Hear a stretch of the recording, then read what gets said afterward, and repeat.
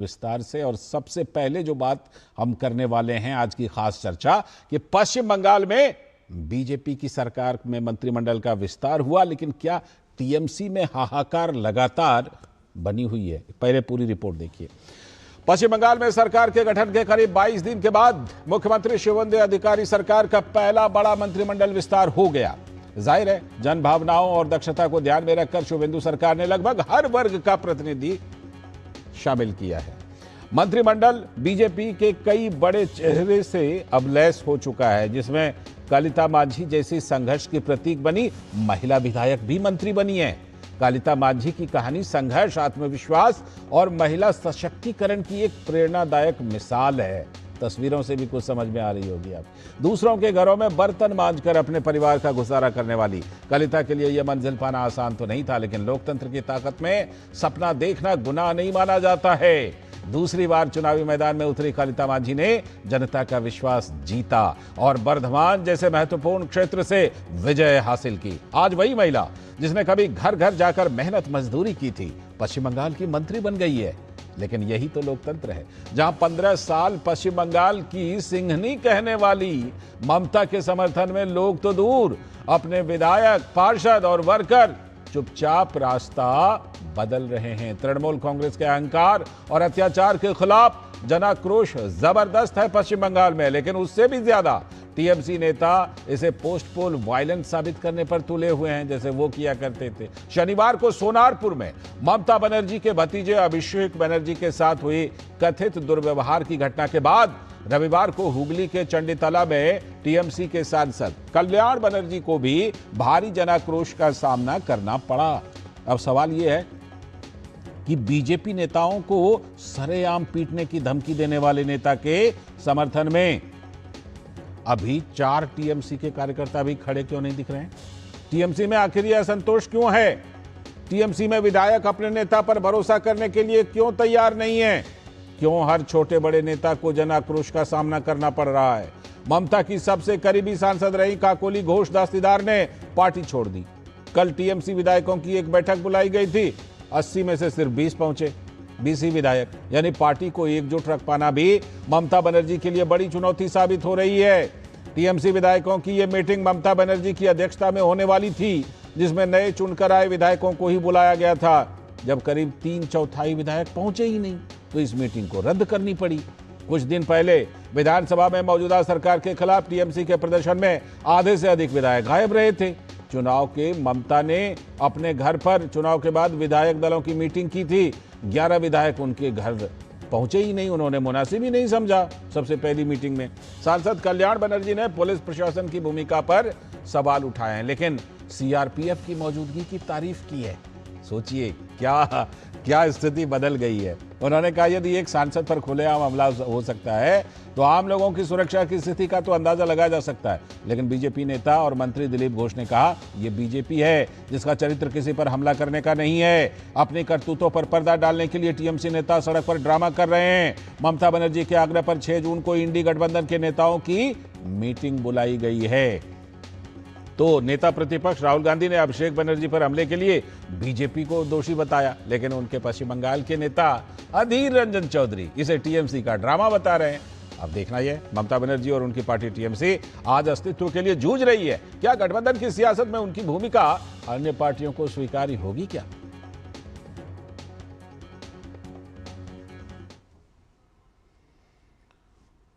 और आपको अब कुछ प्रतिक्रियाएं सुनवाते हैं, क्या कुछ इस पूरे मामले पर नेताओं का कहना है।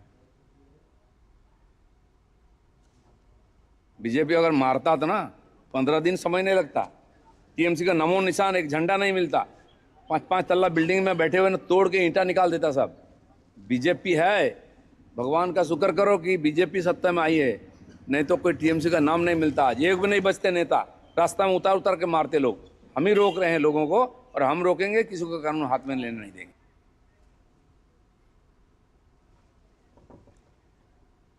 तो दिलीप घोष को आपने सुना और अब आपको सुनवाते हैं टीएमसी के नेता कल्याण बनर्जी। उन्होंने चुनाव से पहले क्या धमकी दी थी और अब देखिए किस तरह पलटी मार गए।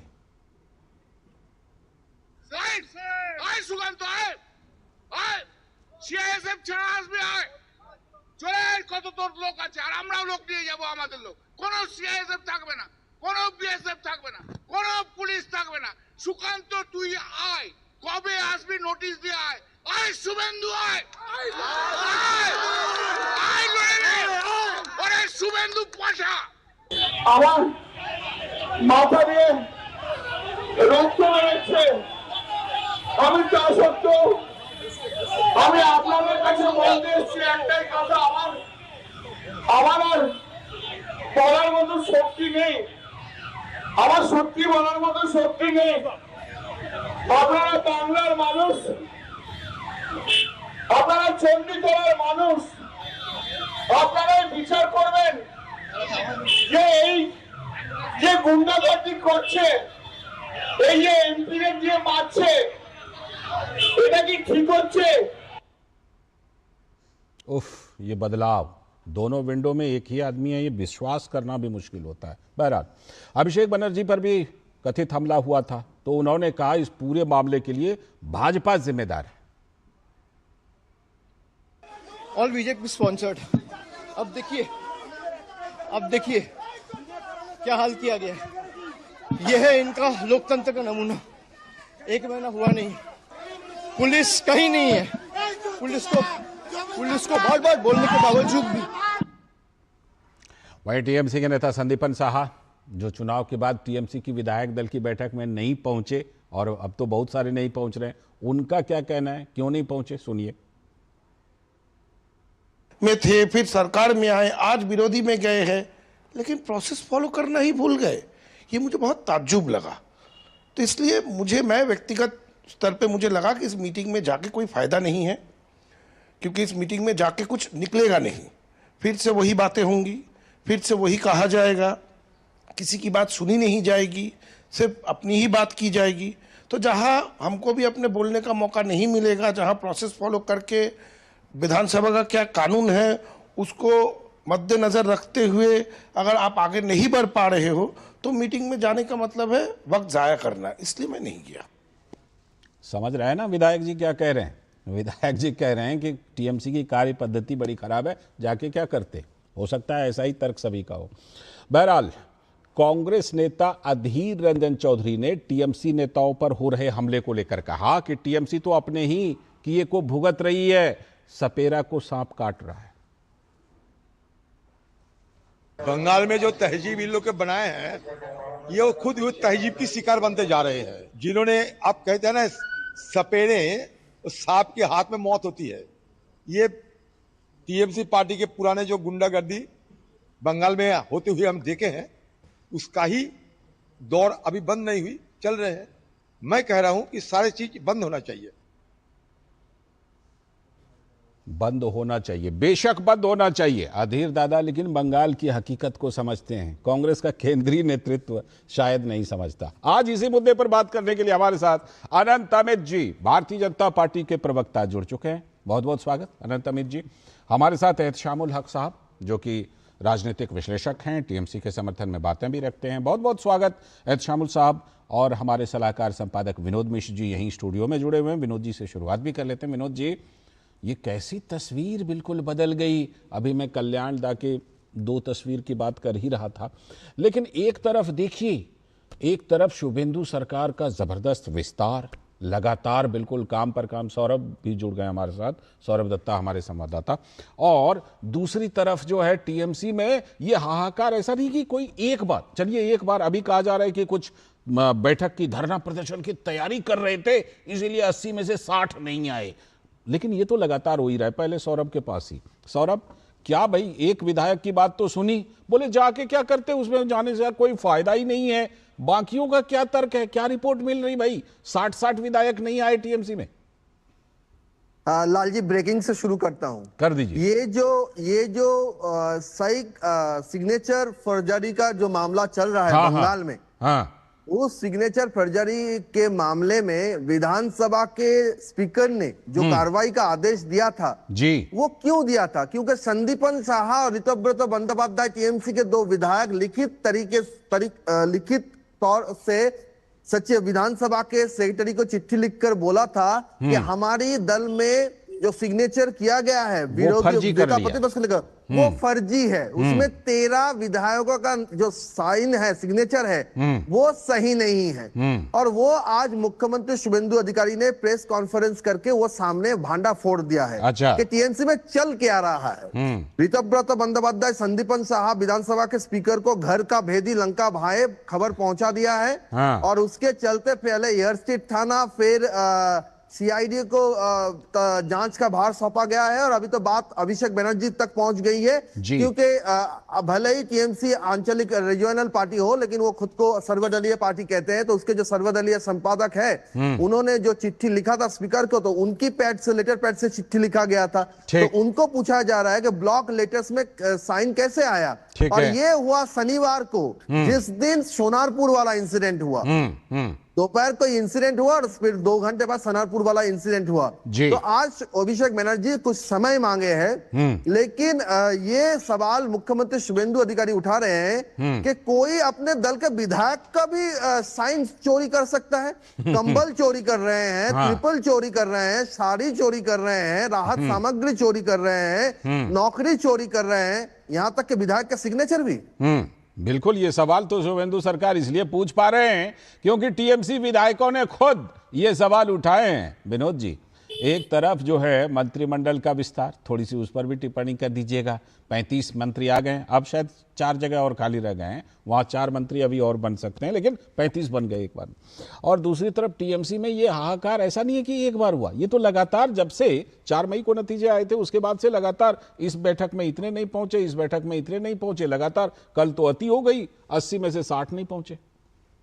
लाल जी, मैं आपके ये सारे सवाल का जवाब देने से पहले आज जो कम से कम पश्चिम बंगाल में लोकतंत्र ने जो जश्न मनाया है, आप मुझे समझ गया, तो आप मैं चाहूंगा खास तौर पर कि उसका जिक्र होना चाहिए कि ये भारतीय लोकतंत्र की ये छवि जो है, मुझे लगता है कि भारत के लोकतंत्र पे और सिस्टम पे और चुनाव प्रणाली पे इससे ज्यादा भरोसा करने लायक कोई चीजें होती नहीं है। गर्व भी और गर्व भी। आप सोच सकते हैं कि एक उस ऑर्डिनरी महिला की बात जब आप करते हैं, बिल्कुल, जो किसी के घर में मजदूरी करके बर्तन मांज के अपना गुजारा करती है, और उसने सपना देखा विधायक बनने का, लोगों ने उसे विधायक बनाया, आज वो मंत्री बनी है पश्चिम बंगाल। मुझे लगता है ये अविस्मरणीय पल है पश्चिम बंगाल की तस्वीर, सबसे जो कलिता मांझी है। और वो भी उस वर्धमान कंस्टिट्यूंसी से। आप सोचिए कि एकदम बिल्कुल हाई प्रोफाइल कंस्टिट्यूंसी है। जी जी जी। और वहां से टीएमसी के कैंडिडेट को हरा के एक बर्तन मांजने वाली महिला, लोगों के घर में झाड़ू पोछा करने वाली कलिता मांझी आज अगर वो मंत्री पद की शपथ ले रही थी, तो मुझे लगता है हिंदुस्तान में इससे गौरव का और दूसरा कोई, तस्वीरें भी आ रही हैं, दूसरा गौरव का कोई क्षण नहीं होगा। बेशक लोगों को अपने देश का, अपने लोकतंत्र पे, अपने संविधान पे अगर गर्व करने का अगर कोई मौका देता है, तो ये कलिता मांझी का आज का ये ओथ सेरेमनी का देता है, जब एक महिला, एक गरीब महिला, झोपड़ी में रहने वाली महिला सपना देखती है नेता बनने का, विधायक बनने का, मंत्री बनने का, और ये लोकतंत्र उसके सपने को पूरा करता है। बिल्कुल, ये कमाल की बात है। बाकी जो आपकी खबर में है वो सारी फर्जी है। राजनीति है वो सब। फर्जी इसलिए मैं कह रहा हूं कि कल्याण बनर्जी के उस तस्वीर को देखिए। 2 महीने पहले वो शुभेंदु अधिकारी से लेके और सुकांतो मजूमदार केंद्रीय मंत्री हैं जी, उनको किस तरह से धमका रहे हैं। आपने दोनों बाइट चलाया, वो कह रहे हैं कि तुमको कोई सीआरपीएफ, बीएसएफ, एएसएफ, सीएसएफ कोई बचा नहीं पाएगा। तो सीआरपीएफ की तारीफ कर रहे थे। बचा और लिया। उस कल्याण बनर्जी को देखिए कि वो कल्याण बनर्जी एक गमछे लिए हुए हैं कि मेरे सर पे पत्थर लगा हुआ है, और उस सर पे से एक बूंद खून का कहीं से ड्रॉप नहीं आ रहा है। ये सही कहा। और वो आदमी वहां मोबाइल से बात भी कर रहे हैं, और पूरा एक सीन क्रिएट किए हुए हैं, ऊपर से रो भी रहे हैं। तो ये भी लोकतंत्र का कमाल है। बिल्कुल बिल्कुल। लोकतंत्र ने आज टीएमसी के दोनों तस्वीर को दिखाया। अधीर रंजन चौधरी का जो बात कर रहे थे, तो अधीर रंजन चौधरी ने जो बात कही है कि डायमंड हार्बर का मॉडल, डायमंड हार्बर का किंग, जिसको आप प्रिंस कहते हैं जी, जिनके सारे पार्षद उस इलाके में, सारे एमएलए उनके इस इलाके में, 7.5 लाख वोट से जीतने वाले एमपी अभिषेक बनर्जी, और उनके निकलने के साथ में 5 लोग नहीं थे जो उनको किसी ने मार दिया और उनको उनके कॉलर पकड़ ली, ऐसी हालत, ये भी डेमोक्रेसी ही नहीं कराया है। तो आप कह सकते हैं कि ये सब फर्जी चीज है।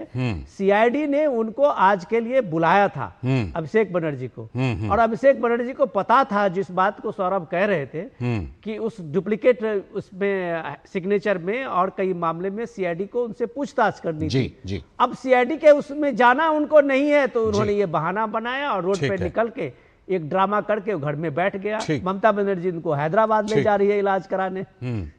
तो ये फर्जी चीज है। राजनीति में पश्चिम बंगाल में लोग इसको समझ रहे होंगे। बिल्कुल बिल्कुल। एहतशाम साहब शायद अभी जुड़े हुए नहीं हैं, जुड़ेंगे तो ज़रूर उनसे हमें पूछेंगे कि भाई अभिषेक जी के इस पे कपड़ों पर अंडे तो दिख रहे थे, दिखे हैं वो अंडे, लेकिन कल्याण बनर्जी के बारे में आपने कहा कि कुछ वैसा लगा नहीं, बल्कि लोग ये कह रहे हैं कि कहीं ऐसा नहीं कल्याण दा जो है अपने आप लेट गए क्या वहाँ जा कर के और उसके बाद फिर बातें की। खैर अभी फ़िलहाल मैं अमित जी के पास चलता हूँ। ये बताइए कि जिस तरह से 35 मंत्रियों का आज 35 मंत्रियों को शामिल किया गया है, 35 मंत्रियों को शामिल करने के बाद हमने हालांकि देखा कि सरकार बनने के बाद जो भी 20-22 दिन गुजरे हैं उसमें काम में तो कभी ऐसा लगा ही नहीं कि इस सरकार में सिर्फ 5 मंत्री हैं, अब 35 मंत्री और आ गए। अब आगे चल करके जो वादे किए गए हैं, सारे वादे की बात कर रहा हूं, चाहे वो 7th पे कमीशन हो, चाहे वो यूसीसी हो या तमाम बड़े बड़े वादे, वो सब अब जल्दी जल्दी पूरे हो जाएंगे। अनंत अमित जी, निश्चित तौर पे लाल जी, आज जिस तरीके से 35 लोगों ने आज मंत्रिमंडल का विस्तार में शपथ लिया है और पहले के 5 कुल मिला के 41 लोग हो गए, और जिस तरीके से माननीय मोदी जी ने सारी सभाओं में कहा, भय से भरोसा की बात जो की, और तमाम मुद्दों को लेकर हमने अपने संकल्प पत्रों में भी जो वादे किए थे जनता से, उन तमाम मुद्दों को लेकर हम आगे बढ़ रहे हैं। अभी सबसे पहली प्राथमिकता हमारे उस प्रदेश के लोगों को बचाने की, सुरक्षा की, भय को कैसे खत्म करना है, वो मुद्दे को लेकर हम आ रहे हैं। आज जिस तरीके से अभी मिश्रा साहब ने कहा, निश्चित तौर पर मुद्दा ये है कि आज अभिषेक बनर्जी आज उस प्रदेश के युवराज को जो सीआईडी का नोटिस था, परसों जब सीआईडी की नोटिस मिलती है उनको, तो उनके लोग कहते हैं कि साहब कि आपकी गिरफ्तारी हो जाएगी। उस गिरफ्तारी से बचने के लिए अंडे से घायल हुए व्यक्ति को जब अस्पताल ले जाया जाता है, दूसरे अस्पताल भी ले जाया जाता है, तो अंडे से घायल व्यक्ति को कौन सी दवा दी जाती है? पेंडी। लाल जी बताना होगा कि पेंडी की जो दवा है वो गैस के लिए खाई जाती है। हाँ सही बात, वो गैस के लिए खाई जाती है, वो तो दर्द और चोट के लिए भी नहीं है। दर्द और चोट के लिए, चूंकि उनको चोट लगा ही नहीं था। पहले अपोलो जाते हैं, अपोलो में आती है ममता दी, कहती नहीं बहुत गंभीर मामला है। उसके बाद उनको एक रिवर व्यू अस्पताल ले जाया जाता है, वहां डॉक्टरों द्वारा इलाज किया जाता है, पता चलता है इनको तो चोट ही नहीं लगा, इनको तो गंदे अंडे जो लगे थे। डॉक्टर सलाह देते हैं कि आप जाइए स्नान करिए, इसमें से बदबू आ रही है, बाकी आपको कोई बीमारी नहीं है, आपको बेसिकली सुपरफिशियल की चोट लगी है, जो कि कोई चोट होता ही नहीं है। आप पेंडी देता है, पेंडी जाइए। उसके बाद तो लेकिन स्ट्रेचर पर कैसे आ गए थे? 2 हॉस्पिटल गए, फिर स्ट्रेचर पर भी दिखाई पड़े, फिर ममता दीदी ने कहा भी कि आप लोग हॉस्पिटल वाले के ऊपर दबाव डाल के इलाज नहीं होने दे रहे हैं, फिर राहुल गांधी जी ने कहा वहां नहीं हो रहा है तो हैदराबाद चले जाइए, वहां बढ़िया प्रॉपर इलाज हो। जी अभी लाल जी, हैदराबाद बड़ा नया डेस्टिनेशन बना है। अभी एक पवन लखेड़ा जी थे, वो असम में कुछ झूठ सच बोल कर आए, पुलिस ढूंढने लगे तो हैदराबाद चले गए। अब राहुल जी ने इनसे कहा कि अगर कहीं कुछ व्यवस्था नहीं हो तो आप हैदराबाद आ जाइए। ये नया डेस्टिनेशन हो गया है। रेवती रेड्डी जी को भी समझना होगा कि हैदराबाद है क्या, देश की जनता ये जानना चाहती है। और उसके बाद ये बताइए लाल जी कि जब घटनाक्रम घट रही है और ममता दीदी अपने भतीजा को लेकर इतनी परेशान है, उसके बाद वो ट्विटर भी, एक्स भी पढ़ रही है, सोशल मीडिया भी पढ़ रही है, फोन पे भी बात कर रही है और तमाम विपक्षियों से बात कर रही है।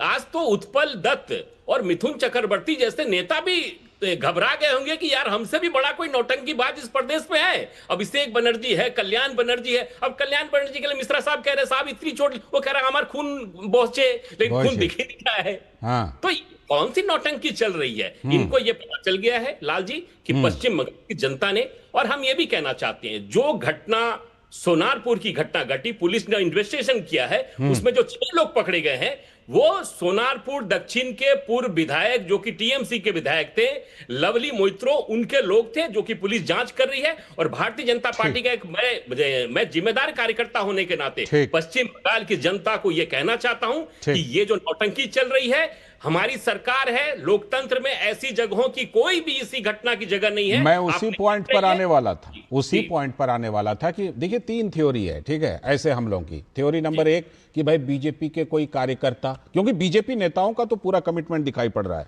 कि हम बदला नहीं लेंगे, बदलाव करेंगे। हो सकता है कोई छोटे लेवल के कार्यकर्ता हमले में शामिल हो, एक थ्योरी ये है। दूसरा थ्योरी है कि आम लोगों को इतना कट मनी, तो ये वो धमकी वमकी इतना दिया है कि आम लोगों में आक्रोश है, आम लोग हमला कर रहे हैं। और तीसरी थ्योरी जो आप लोग कहते हैं कि भाई, जो आप बता भी रहे थे, हिंट भी कर रहे थे कि अपने ही लोगों से हमला करवा करके कोई ग्राउंड ढूंढ रहे हैं क्या सड़क पर आने की। लेकिन जो भी हो आपकी सरकार वहां है तो आपकी जिम्मेदारी बनती है। एहतशाम साहब जुड़े हुए नहीं है, नहीं तो एहतशाम साहब से जरूर कुछ इस बारे में जानकारी लेता कि वो लोग क्या टीएमसी के खेमे में क्या चला है। लेकिन सौरभ, जिस तरह से ये 2 हमले खास तौर पर चर्चित हुए हैं, देखिए पहले नतीजे आने के बाद कुछ और भी जगह पर इस तरह की बातें हुई थी, और जिसकी तुलना निश्चित तौर पर 2021 के बाद की हिंसा से कहीं नहीं हो सकती। लेकिन फिर भी ये जो हमले हो रहे हैं, इसके बारे में क्या रिपोर्ट? मुख्यमंत्री शुभेंदु अधिकारी ने आज कहा है कि जनता को कहा है कि आप अपने हाथ में कानून ना ले। ये अपील ममता शुभेंदु अधिकारी ने किया है। लेकिन साथ ही साथ ये लालजी देखना होगा कि जब 4 मई को रिजल्ट आया, उसके बाद हमने क्या देखा। उसके बाद देखा गया कि भाजपा के जो जीते हुए विधायक हैं वो अपने अपने इलाके में गए थे, और जहां जहां टीएमसी के पार्टी ऑफिस दखल हुए थे या फिर वहां पर भाजपा का फ्लैग लगाया गया था, वो सारे फ्लैग उतारे गए और कहा गया एक बात और मैं जोड़ दूं, एक 2 जगह से मैंने देखा कांग्रेस के लोगों ने भी, जो उनके कार्यालयों पर टीएमसी ने कब्जा किया था, कांग्रेस वालों ने भी उसको रिकवर किया था। वो भी तस्वीरें आई। लेफ्ट वालों ने भी किया, लेफ्ट वालों ने भी किया, सबका किया है। लेकिन उसके बाद से जो हुआ कि जब ये सरकार, एक तो ममता बनर्जी अब भी अपनी हार मानी नहीं है, वो नहीं कही है कि ये जनता का राय है, हम मान लेते हैं, ये अभी तक नहीं कही है। और दूसरी बात यह है कि जब वो लोग खुद गए, इलाके पर गए, वहां पर जो नजारा देखने को मिला, आप चाहे सोनारपुर देख लीजिए फिर या फिर श्रीरामपुर देख लीजिए, वहां पर अभिषेक बनर्जी जाते हैं तो भाजपा के कितने कार्यकर्ता होंगे वहां पर? 1 2 3 4 100 200, वहां पर तो हजारों के कतार में लोग थे, और लोग सब मोबाइल से छवि ले रहे हैं, हंस रहे हैं, खुद से कुछ बोल रहे हैं। और कह क्या रहे थे? कह रहे थे कि यहाँ पर विकास नहीं हुआ, रास्ता नहीं हुआ। और जब हम इसके विरोध करते, जब तोलाबाजी के विरोध करते थे, कटमनी के विरोध करते थे, तब पुलिस हमारी कंप्लेन लेता नहीं था, हम पे फॉल्स कंप्लेन लेकिन वो जमाना तो चलिए अब बीत गया ना, वो जमाना बीत गया, उन्होंने परफॉर्मेंस नहीं किया, उसका ही एक रिपरकशन हो रहा है, ये उनका कहना है। हाँ, बात सही है कि कुछ ना कुछ वैसा है, लेकिन उस पर भी कंट्रोल करने की जरूरत है। एहतशाम साहब अभी भी लगता है जुड़े नहीं है। लेकिन विनोद जी, ममता बनर्जी को अब बहुत सारे नेताओं की याद आ रही है, दिल्ली फोन लगा रही है, रिपोर्ट तो यहाँ तक भी मिल रही थी कि वो फोन लगा रही हैं लेकिन इधर से रिसीव नहीं हो रहा है, कई नेता रिसीव नहीं कर रहे हैं।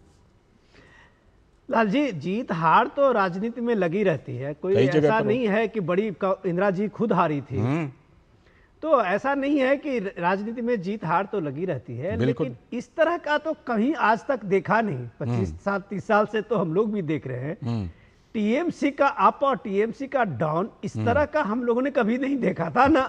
इसको कल्पना भी कर सकते हैं जी कि 6 तारीख को टीएमसी ने अपने विधायक दल की मीटिंग बुलाई, 11 विधायक नाराज रहे।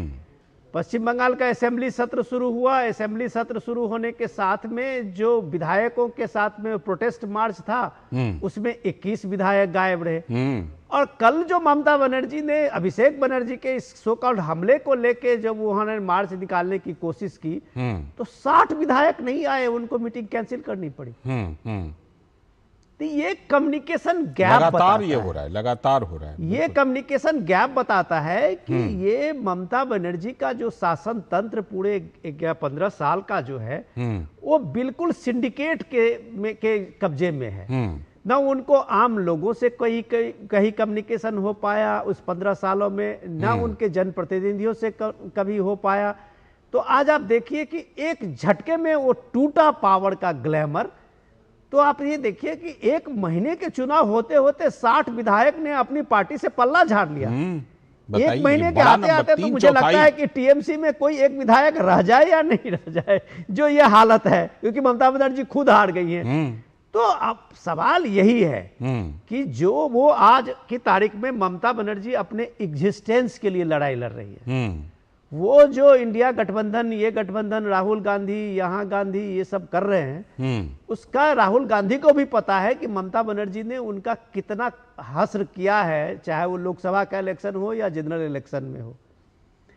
वो जो आप बनना चाहती हैं, या अभिषेक यहाँ पे तेजस्वी यादव हो या फिर अखिलेश यादव हो, उनको जो भी अपना एक तरह से लीडरशिप को लेके यूनाइटेड फोर्स बनाना चाह रहे हो जी, लेकिन ये बात जान लीजिए कि इंडिया गठबंधन में आज की तारीख में ममता बनर्जी की कोई क्रेडिबिलिटी नहीं है। इसलिए भी नहीं है क्योंकि जब आपके 60 विधायक खुद आपको अपना नेता मानने के लिए तैयार नहीं है बॉस, तो उधार से कोई आपको नेता नहीं मान लेगा, ये बात भी आप जान लीजिए। बिल्कुल बिल्कुल। वो कहीं ना कहीं वो क्रेडिबिलिटी इसलिए भी नहीं है कि 2024 में जिस समय ये ढांचा खड़ा हुआ, सबसे पहले ममता बनर्जी ने ही इसमें पलीता लगाया था। तो आज क्यों उस पर लोग भरोसा करें?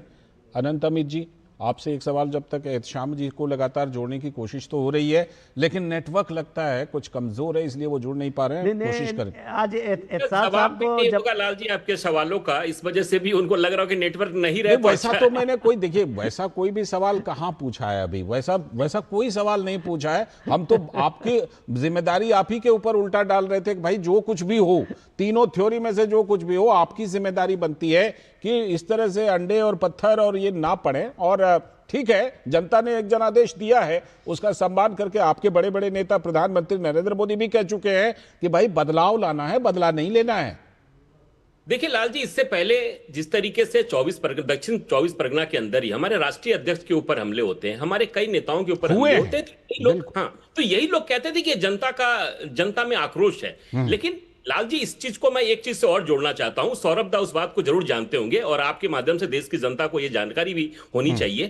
30 तारीख को जो नौटंकी अभिषेक बनर्जी के ऊपर जो होता है जी, वही 30 मई 2018 को पुरुलिया के बलरामपुर के गांव में त्रिलोचन महतो, हमारे एक भारतीय जनता पार्टी का 18 साल का कार्यकर्ता होता है, जिनको कि टीएमसी के कार्यकर्ताओं के द्वारा मारकर एक जंगल में लटका दिया जाता है। वो सब तस्वीरें हमने देखी हैं, लेकिन फिर भी आपको बदला नहीं लेना है, आपको बदलाव लाना है। बदला नहीं ले रहा, वही मैं बात कह रहा हूं कि हम तो 321 साढ़े 300 कार्यकर्ताओं की हत्याओं का दंभ झेल रहे हैं हम, और हम कभी नहीं चाहेंगे, भारतीय जनता पार्टी इस तरह की कभी राजनीति नहीं करती है। हमारे लिए पूरे प्रदेश की जनता का सुरक्षा हमारी जिम्मेदारी है और उस जिम्मेदारी को निभाना हमारा कर्तव्य है, क्योंकि हमारी सरकार बनी है। बिल्कुल, आपके कार्यकर्ता देश भर में सबसे ज्यादा शांत माने जाते हैं मोटे तौर पर।